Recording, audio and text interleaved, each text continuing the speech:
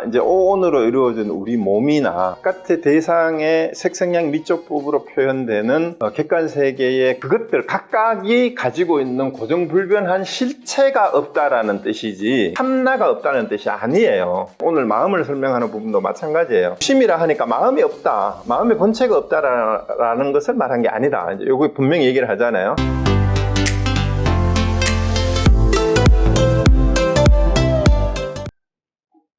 이 주가 금방금방 가는 것 같으네. 오늘 같이 볼 내용은 이제 제 7장인데요.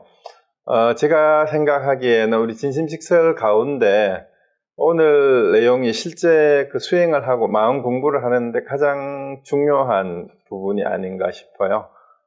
그래서 오늘 제목이 진심식망인데 이 제목을 우리말로 번역하는데도 이제 여러 가지로 이렇게 번역을 해놓은 해설서들을 보니까 이제 그 진심은 망혹이 없는 거다 이렇게 이제 번역을 하는 데도 있고, 저도 그래서 참 마음에는 미망이 없다라고 이렇게 번역을 했다가 오늘 아침에 다시 교재를 본문을 쭉 보다가 보니까 문맥상으로 진심식망은 진심은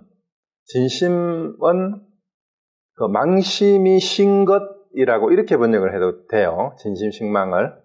그런데 이제 그 내용상 보면 오늘 내용이 어떻게 망심을 쉬는가 없애는가 하는 10가지 방법을 얘기를 하고 있어요. 그래서 진심으로서 망심을 쉰다라고 하는 게 전체 문맥상으로 제일 무난할 것 같아가지고 제목을 여러분한테 어제 보내드렸던 그 강의 안에는 참마음은 미망이 없다라고 이렇게 번역을 했었는데 이걸 고쳤습니다. 참마음으로 망심을 쉰다라고 직역을 하는 게 더 좋을 것 같아요. 아니면은 이제 그 진심은 망심을 쉰 것 이렇게 번역을 하는 게 오히려 더 좋을 수도 있습니다. 그래서 제목을 참마음으로 망심을 쉰다라고 이렇게 고쳤습니다. 여러분 교재에 제가 프린트를 해 가지고 보신 분들은 그 제목의 번역을 이렇게 고쳤으니까 참고하시고요. 질문의 내용이 뭐냐 하면 지난번 6장의 제목이 진심제미였어요. 그러니까 진심이 미혹함 속에 미혹한 마음 안에 진심이 있다. 즉 미망이나 망심이나 뭐 이제 같은 말인데 미혹함 속에 미혹한 마음이 진심을 떠나서 따로 미혹한 마음이 따로 발동하는 게 아니라는 거예요. 우리가 망령된 마음, 망심이라고 하든 망념이라고 하든 미혹이라고 하든 그것도 마음의 작용인데 그 마음 작용의 바탕에는 가운데에는 진심이 참 마음이 늘 자리하고 있고 결국은 더 크게 보면 망령된 마음조차도 진심의 작용이에요. 그걸 모를 뿐인 거죠. 그래서 그러면 참된 마음, 진짜 진심을 어떻게 우리가 깨닫고 알고 그걸 쓰느냐. 그리고 망령된 마음으로 자꾸 대상 경계에 끄달리고 주관에 대해서는 주관과 객관을 구분하면서 내가 있다, 나라는 착각을 가지고 대상을 자꾸 이제 분별을 해서 이제 취사 선택을 하는 데에서 애착이 생기고 미워하는, 증오하는, 싫어하고 좋아하는 마음이 생기는가. 그래서 그런 망심을 어떻게 없앨 것인가 하는 내용을 10가지로 나누어서 오늘 설명을 하고 있는데 실제로 우리가 수행을 하면서 그때그때 부딪히는 상황에서 이럴 때는 이렇게 마음을 쓰면 되겠구나, 돌아보면 되겠구나 하는 그 예를 10가지로 나누어서 설명하고 있다고 생각하면 됩니다. 그래서 첫 번째 질문이 지난번 그 내용이 진심이 미혹 가운데에 진심이 있다라고 얘기를 하니까 이제 첫 질문이 나온 거예요. 이번 차트에 질문이 참 마음이 미망 속에 있다면 그렇다면 그 본부인데 깨닫지 못한 사람인데 참 마음이 미망에 가려져 있잖아요, 그렇죠? 어떻게 미망에서 나와서 성인이 될 수 있느냐, 즉 성불을 할 수 있겠느냐 이 말입니다. 그래서 이 질문에 대한 답으로 이제 이 챕터가 시작이 됩니다. 참 마음이 미망에 있으면 어떻게 성인이 될 수 있느냐 말이에요. 그래서 이제 고인이 이르기를, 옛사람이 이르기를 해서, 허망한 마음이 없는 곳이 보리요. 생사와 열반이 본래 평등하다라고 이렇게 이제 얘기를 해요. 그래서 이제 여기서 옛사람은 누구냐면은 육조 해능대사예요. 육조 해능대사의 금강경 5가해의 9결에 나오는 구절입니다. 이게 허망한 마음이 없는 곳이, 그곳이 이제 보리가 이제 지혜잖아요. 뿌라제나. 그게 허망한 마음이 없는 것이 보리고, 또 그 자리에는 생사와 열반이 본래 평등하다. 이렇게 얘기를 한 거예요. 그런데 우리는 생사를 벗어난 곳이 열반이다라고 얘기를 했는데, 여기에서 나오는 게 생사와 열반이 둘이 아니라는 얘기를 하고 있잖아요. 생사를 초월해야 열반이 되는 걸로 이렇게 우리가 흔히 알고 있잖아요. 그런데 생사와 열반이 본래 초월하다. 금강경 5가에서 육조현행대사의 말씀이고, 그 다음에 경에 이르기를 하는 요 경전은 온갖경의 내용입니다. 즉 중생들의 헛개비 같은 몸이 멸하는 까닭에 헛개비 같은 마음도 멸하고, 그냥 없다라고 해도 돼요.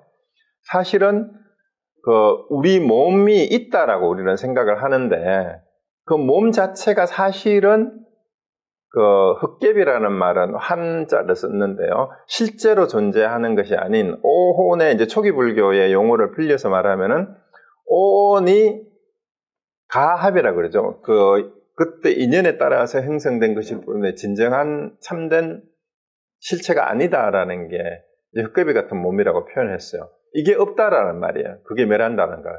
그러니까 그 몸이 없으니까 그 몸을 주관하고 있는 우리가 마음이라고 하는 것도, 몸이 없으면 마음이 갈 데가 없죠.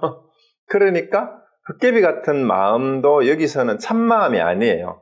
그래서 굳이 표현하자면은 참마음이 뭔지 모르고 이런저런 번뇌망상에 온갖 잡생각을 하고 있는 생각에 해당되는 거죠. 여기서는 헛개비 같은 마음이라는 것은.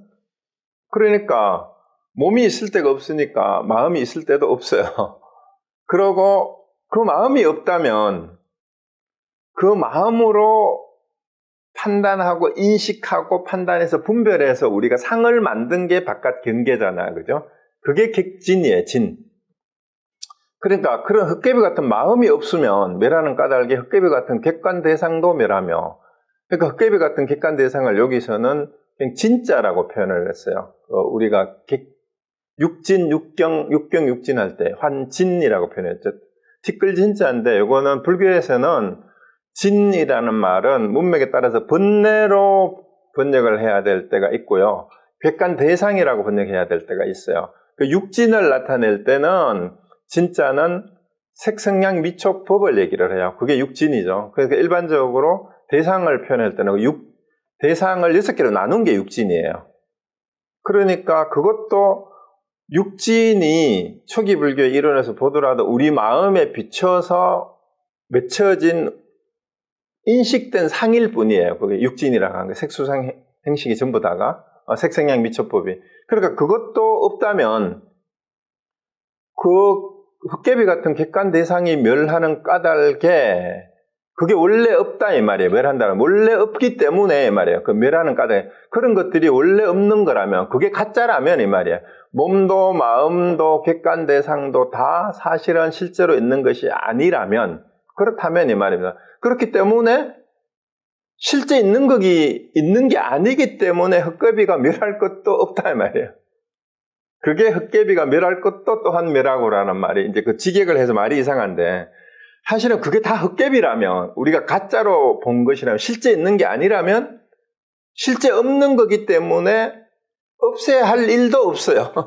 그 말입니다. 멸할 것도 없다 이 말입니다. 왜? 헛개비이기 때문에 원래 있는 게 아니거든. 그 없앨 것도 없다라는 말이 멸할 것도 또한 멸하고 이 말이에요. 없앨 것도 없다 이 말입니다. 없앨 것도 없다. 그러니까 헛개비의 멸함도 멸하는 까닭에 이 말이에요. 그러니까 원래 있지도 않는 것이기 때문에 없앨 것도 멸해질 것도 멸할 것도 없고 그것조차도 없기 때문에, 그러면은 당연히 뭐예요? 헛개비가 아닌 것이라는 말 자체가 진짜라는 뜻이잖아요. 이미 헛개비가 아닌 것은 멸하지 않는다. 늘 항상 언제 어디에나 그대로 있다라는 뜻이에요. 헛개비가 아닌 것은. 그게 참마음이고 불성이고 기독교식으로 표현하면 그게 하나님이고 신이에요. 헛개비가 아닌 것은 그러니까 언제 어디에도 멸하지 않다라는 말은 불생불멸이란 말이잖아요. 불생불멸을 다르게 표현하면 언제 어디에나 있다라고 표현하는데 이걸 또 다르게 표현하면 이게 자주 제가 말씀을 드리고 이런 구절이 나오잖아요. 언제 어디에나 있다라는 말은 시간하고 공간에 구속되지 않는다라는 뜻이니까 시공이 없다라는 뜻이에요. 시간 개념이 들어가기만 하면 어떻게 돼요? 처음과 끝이 있어요. 그러니까 태초하고 종말이 상정이 되니까 이미 거기는 종말론에 빠질 수밖에 없어요. 그리고 공간 개념이 들어가면은 공간적으로 존재한다, 존재하지 않는다라는 게 있잖아요. 그러면 시공하고 관계가 없다라는 의미예요. 멸하지 않는다라는 의미는. 영원하다라는 말에는 우리가 영원이라는 말은 시간하고 반대되는 말이잖아요, 사실은. 영원불멸, 영생이란 말은. 시공하고 관계없는 게 하나님이고 부처고 불생이고 불성이고 참마음이에요. 그러니까 멸하지 않는다. 헛개비가 아닌 것. 그러니까 헛개비는 상대적으로 그때그때 인연 따라 뭔가 있는 것처럼 보이지만 그건 착각이라는 거죠. 그게 모든 현상이에요. 그게 법입니다. 현상이라고 하는 만법은 헛개비같이 그때그때 일어났다 없어지는 건데 그 밑바탕에 있는 참마음은 멸하지 않는다라는 얘기예요. 그래서 이거는 뒤에 거는 비유입니다. 그것은 마치 거울을 닦을 때 때가 없어지면 밝게 드러나는 것과 같다고 했는데 비유로 거울에 때가 없어지면 거울 자체가 드러나는데 사실은 그렇다고 우리가 이제 수행을 하는데 흔히 이제 그 육조단경에서 그 신수대사하고 그 육조 해능대사의 개성을 비유를 해가지고 이제 닦고 또 닦으면 이제 된다라고 했는데 거기에서 이제 전제가 된 비유가 뭐냐면요. 신시보리수, 그 다음에 신이 몸은 보리의 나무고 심시명경대라 해서 마음이 거울 바탕 이제 그거하고 같은 거라고 이제 비유를 한 거죠.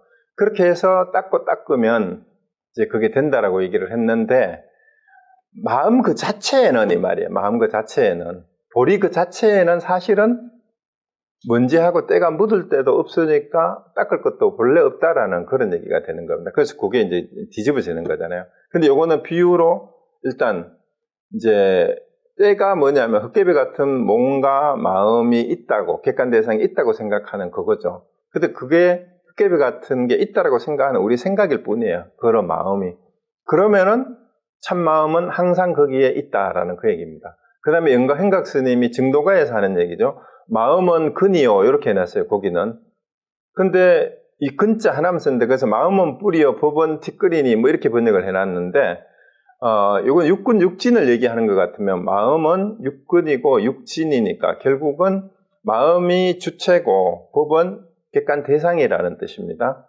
그러니까 두 가지는 마치 거울 위에 먼지와 같다. 먼지와 때가 다할 때의 강명은 비로소 나타나고 마음과 법을 모두 잊을 때의 성품은 곧 참되어진다 하셨으니 이것은 곧 허망에서 벗어나서 참을 이루는 모습이다. 그래서 여기서도 이제 영가 스님도 마찬가지로 그렇게 비유를 했다라는 것을 이제 인용을 한 겁니다. 그러니까 먼지와 때가 없으면 강명은 저절로 있는데 사실은 먼지하고 때가 다하든 말든 우리 지난번에도 옷구슬이 진흙에 빠져도 옷구슬은 진흙에 침범을 받지 않는다 그랬잖아요.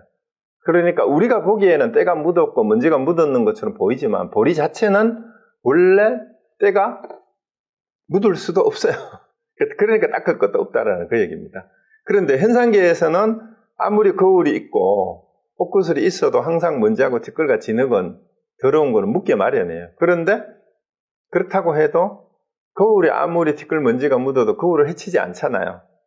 그거하고 똑같이 본체 자체는 어떤 훼손도 당하지 않고 그 자체는 원래 불생불멸이고 원래 그냥 그 자리에 있다라는 거예요. 근데 우리 참마음은 그와 같은 건데 그것이 드러나지 않는 것은 우리 망심으로 인해서 덮여있기 때문에 때 묻은 것은 그렇다 이 말입니다.